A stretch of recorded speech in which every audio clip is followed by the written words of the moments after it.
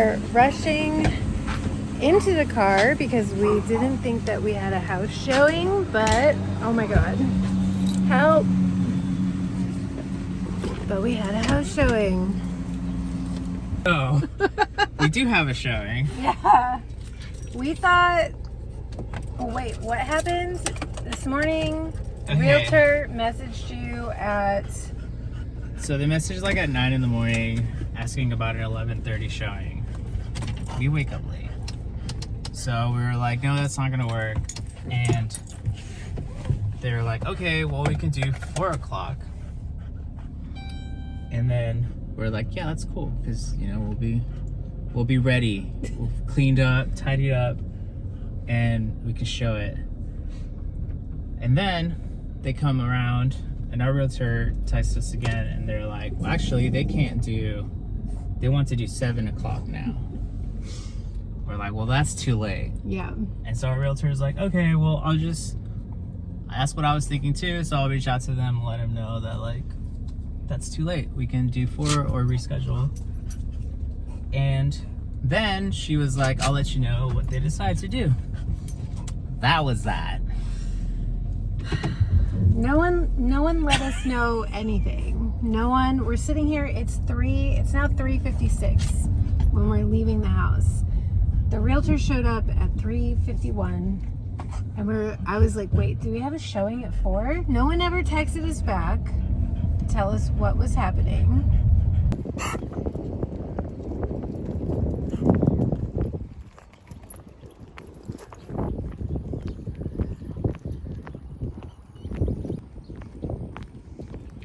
Here, the last one. Well, that's kind of nasty. Okay. We sat at that one last time. All right, we're gonna go back to the original bench because it's too windy. It's too windy and exposed over here. You can bring it closer if you wanted to.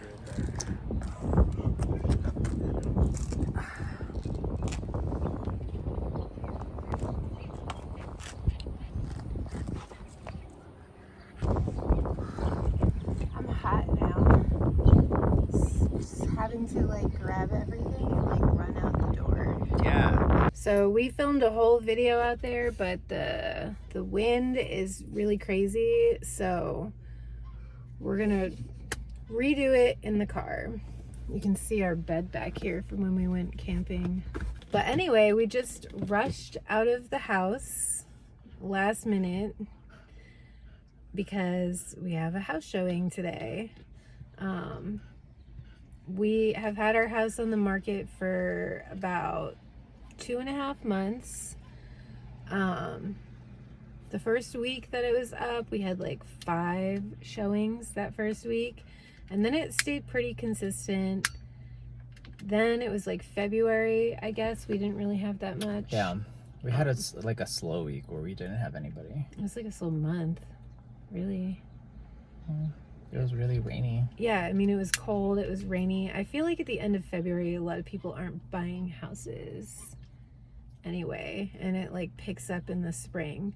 But since it's been nicer, we've had a lot more showings. We have something every week, at least a few, it seems. We just kind of want to talk about the whole process of selling the house and what it's been like for us, and kind of what we learned along the way. Deciding to sell your house. So I guess it was 3 months ago, like right before we listed it.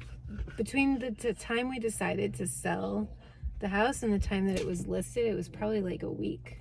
Yeah, it happened pretty quickly.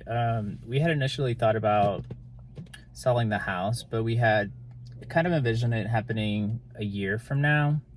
And a lot of things changed in our plans, right? So there's been a lot of changes. But then we decided, we were like, well, if the plans to ultimately end up moving, you know, why don't we just do it now? Well, and mostly I feel like a lot of the decision was we had to call an electrician for something in the house, and we basically got told that what we needed to do to the house was like an excessive amount of money. Mm-hmm. It was like $8,000 or something. And I'm pretty sure I was like, why don't we just sell the house? Like, we don't need to do this. We don't need to take on this burden. Like, at this point, I feel like at this point the house really was just a burden overall, because we like want to travel, we want to do all sorts of stuff, and the only reason that we're unable to do any of the things that we want to do is because we have the house. You know, the mortgage is close to $1,900. The bills end up being like $500 to $600 a month. And so just to keep this house, it's like $2,600 a month. But then we're also, you know, close to 2 hours away from the city. He does freelance work and has to go into the city. And so he has to go far away for like 2 days a week. It's just a whole thing. And I think we're at the point, we got to the point where we're like, why? What are we doing here? Yeah, where were we? I think we were like by a Subway, and then we were talking about something, and then I was like, I just don't see myself living here for the next 30 years, or carrying a mortgage just in general, right? Having to pay something off for like such a vast amount of time just seems like baffling at this point, because it's like, oh my god, how much money you have to spend just to like get this mortgage, and then just the interest alone, it's like crazy. And then at the end of the day, it's like, man, we're also like, okay, we retire, we're here, but then we're going to continue to pay property taxes, and they only keep going up. The property taxes are really insane here. And so it was just like, okay, my perspective of the American dream has definitely changed, right? Like, I can see how like prior generations were able to buy houses that were more affordable. Their wage earnings like went further, and I feel like that's not the case with us. No. So everything just seems more expensive, and rather than like continuing to just hustle to like get by, we were like, okay, well, your house is like the big expense, right? So it's like, how do we cut this so we can do other things and just like attain a better quality of life? The cost of living and the way of life in the United States, for me, it's like not it. Like, I place a high value on having life experiences. I want to do a lot of traveling, and like buying a house and like having that huge expense just does not align with all the things that I want to do. So, and then living with you in this small, it's a city, but it's not really a city. It's like a small town USA. But living here makes me even more grateful that I did not buy a house in Vermont, because at least I'm with you here. But if I bought a house in Vermont, I would be like serious cat lady by myself, like no friends, like there's nothing. We would have been in the same situation in different states. In different states. Yeah. But I think ultimately it's just the cost. At the end of the day, like, you know, we felt like we're just constantly having to work, and, you know, it's hard to like take time off or just even go do like some cool stuff because everything's just more expensive. So we're like, okay, well, we want to do fun stuff, but we also don't want to feel like we have to like just be working all the time, right? To only take a couple of weeks off a year or something like that. And so we figured that it would be good to explore elsewhere. And leave the doggy alone. Stop it. Hey. Really wants that dog. The things that I know I had to kind of come to terms with was people being in our space last minute. Just having to like, you know, clean up, get our stuff together, and leave the house 1 to 3 times per day sometimes. And so that's been a little bit stressful, especially because I work at home and I can't really like get into work mode if people are going to be coming to look at the house. So I kind of have to schedule all of my work stuff around that. Also, it's kind of a pain. It feels like a pain sometimes. Yeah, I mean, it keeps you on your toes because you're constantly having to just be tidy. Yeah.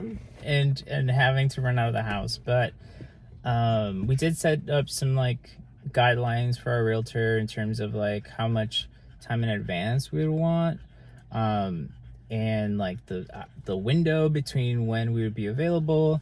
Sometimes, things are last minute and they aren't within those guidelines, but at least we did set that up at the beginning. Yeah. So we kind of had that as a framework to work within. But we're just kind of adjusting at the same time to just kind of roll with the punches. And, we don't ever know, like, we don't know who's going to buy it. So at this point, we're just really trying to get as many showings as we can and, just work around that. Yeah. I mean, I know there's some days like you'll come tell me that our realtor messaged you and asked if we can do a showing at like 5:00. And like I've already decided like, okay, I'm going to get ready for work. I'm going to work early. And then you come tell me that.